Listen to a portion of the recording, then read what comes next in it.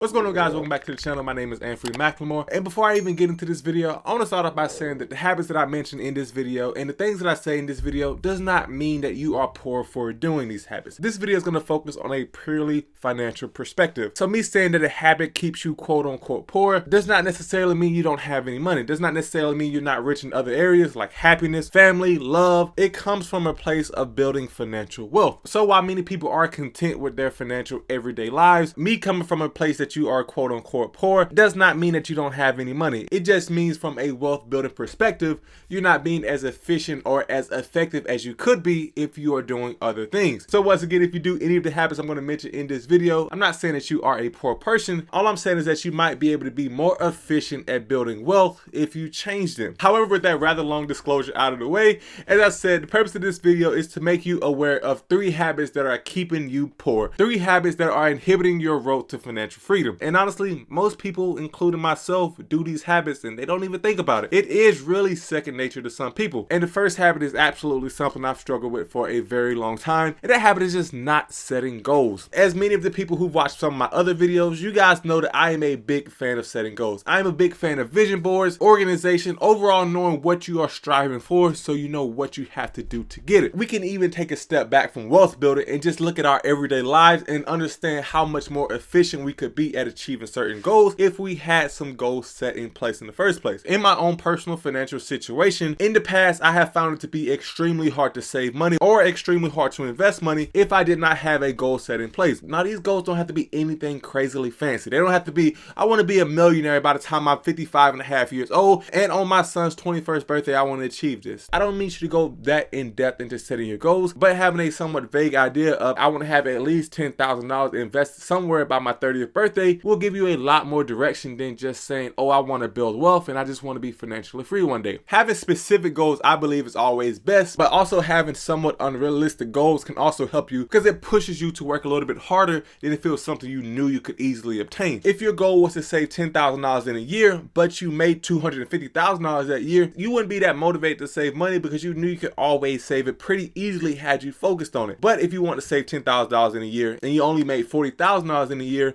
you'll be forced to be creative. You'll be forced to think outside of the box and think of more ways in order to expand your income streams so that you can actually save that dollar amount that you wanted to save within the specific time period. So you probably heard this before, but I think having SMART goals is really key in this category. And what SMART goals are just the characteristics of a specific goal that you set. SMART basically means specific, measurable, achievable, realistic, and having a time frame for it. So having those specific characteristics for your goals will help you stop being poor by allowing you to get on the track to financial freedom once you know what it is that you want to achieve. And honestly, setting that first goal is one of the hardest things to do because it is what gets the ball rolling. And while you're setting these goals and you're working your 9 to 5, you may be tempted to give up because sometimes it is hard to achieve your goals. However, that's when we get into the second habit that keeps you poor, and that is the habit of letting your job control your life or just letting your job crush your dreams in general. If you just take a broad look at life in general, we basically have 60 years from the age of 20 to the age of 80 to make of our life whatever we want it to be. From the ages of 0 to 20, we don't have much control over because it's all dependent on factors that are outside of our control, like our parents' financial health, what area we grow up in, or even what country we grow up in. And most of that is outside the whim of our control. And from the ages of 80 and over, we really are in a position where we may not be at our healthiest and we really can't do anything about the cards that life has dealt us. But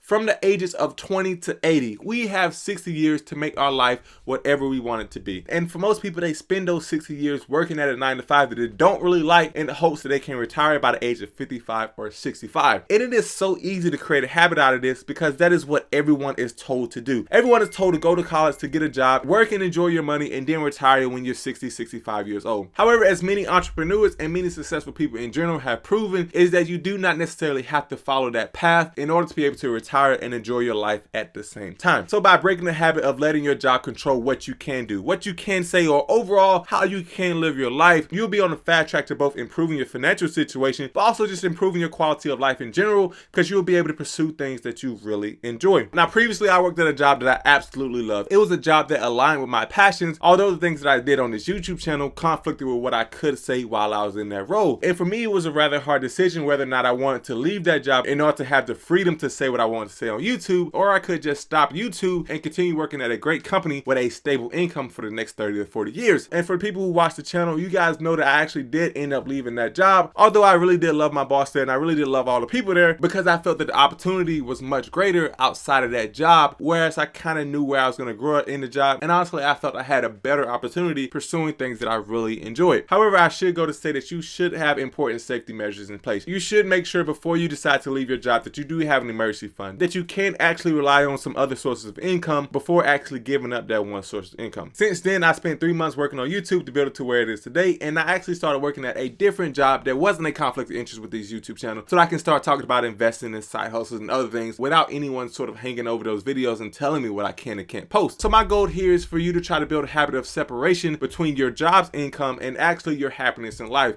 because your happiness and your W-2 income should not always be a one-to-one connection. You should have the freedom to pursue other opportunities and pursue other income streams without the worry of someone breathing down your neck. And honestly, I think that is important for your own mental health and for your own personal quality of life. But moving on to the third habit that can keep you poor, and that third habit is actually going to be settling for less than what you're worth. Now, this habit is a little bit similar to letting your job control you. However, this habit is really focusing on you focusing on your value and you getting what you are worth out of society, or you getting what you think you are worth out of society. Because personally, I think that it is very easy, as all these other habits, for you to get into a comfort zone and for you to feel that you don't deserve more than what you get out of life. It is easy for me to feel that maybe I don't bring as much value to YouTube as some of these larger creators, so that's why I don't deserve to get paid as much. However, once you stop settling for less and once you feel that you deserve to have more, you would then discover ways to get more. So rather than feeling like you don't bring value to YouTube, you can find ways to instead bring more value, so that way you are going to be compensated more. And this is important not only with YouTube. If you feel that you're only worth $20,000 a year because all you can do is punch in numbers to a spreadsheet, by you discovering ways to provide more value to a company is then going to be expected to pay you more money in return. This could come in a variety of ways, but one of the most common ways to do this for a company is getting a degree. And although I'm not the biggest fan of the value of a college degree, history has shown that for white collar jobs, by getting a degree, your pay will substantially increase. Even if you don't want to get a white collar job, your pay can increase substantially in blue collar jobs simply by providing more value to companies. And to get on the road to doing this, you just need to stop settling for less. You are worth more if you make yourself worth more. Nobody isn't just going to give you the life that you want to live. You have to go out there and take it. You have to go out there and earn it and put in the work to get that life. But at the end of the day, most of these habits are not financially related. Most of these habits are mindset related. And once you make the conscious decision that you're going to get more out of your life in whatever shape, whatever form that may be, you would then begin the process of being financially free. You would then begin the process of building wealth. Now, there are a ton of other videos on my channel about how to actually go about building wealth, what to invest in, how often to invest, all of these different things. But if you never make the conscious decision to not set any goals, if you let your job control you, and if you just settle for less, no matter how much money you make, that money's going to end up disappearing in some form or another, because you don't have the right structure in your own mind to get started on compounding that over time. However, with all that being said, I really hope you did enjoy this video. If you want to support the channel, then you can use the link in the description below, where you can sign up to public and get a free fractional share on its stock. If you found value in this video and you want to see more videos like this, then don't forget to hit that subscribe button. And with all that being said, I hope you have a great rest of your day.